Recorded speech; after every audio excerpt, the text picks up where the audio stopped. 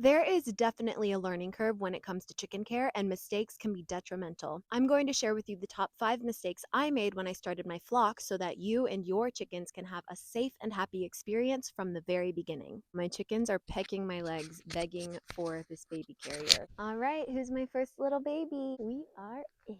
Let's get into it. The first mistake I made was not checking my local ordinances or planning for a rooster. Every county and city has very specific rules. Sometimes you even need permits. If you end up with a rooster by surprise, make sure to have a plan for that rooster if you're not allowed to have one. Dumping your rooster is not an option. Giving it to a shelter is not an option. The second you bring that chick home, you are responsible for its well-being and happiness. Let's move on to mistake number 2. If you think chicken keeping is going to be cheap, think again. The pre-made structures rarely provide enough space or protection, so you're going to have to invest in many enhancements if you go that route, or you're going to have to start from scratch. Either way, it's going to be pricey. If I had done anything differently, I would have made a budget. Let's talk about mistake number 3, not starting my research from the very beginning. Start reading all those chicken books, watching those chicken videos, doing all that chicken research. If you're going to get chickens, make the most out of it and learn as much as you can. Let's move on to mistake number 4, bringing home before I built. This is very common, and I highly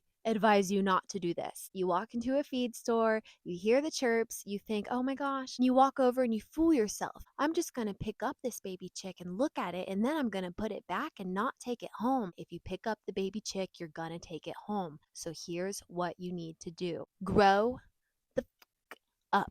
And I say that with so much love because I'm saying that to me 2 years ago. If you think that it's going to be any different for you, you are, my friend, delusional. But for real, don't do it. You need a place to put them and you need a plan. Just be real. Just be real with yourself. Be honest. We're adults. Because this structure right here took a whole heck of a lot more time than I thought it would, and it was really, really, really hard to build. So all I'm saying is don't be impulsive and build your setup before you bring home your chickens. Let's talk about mistake number 5, not training my chickens to do specific things that help the flow of my care, coming to me when I call them, so that gathering them is a lot easier, or if there's an emergency and I need to wrangle them quickly, I can. I also would have kept in mind the ways that I might need to handle them. If anything medical ever comes up, I'm able to handle them, or a vet is able to handle them. If you liked this video and found it informative and helpful, give it a like and drop in the comments what you learned from it. Be sure to check out my YouTube, Earthlings Uncaged, for the full-length video where I go more into depth into each one of these things. So be sure to subscribe so you can stay up to date with the new videos every single week. Stay in the loop with all the fun live streams and community-based activities that I have coming your way.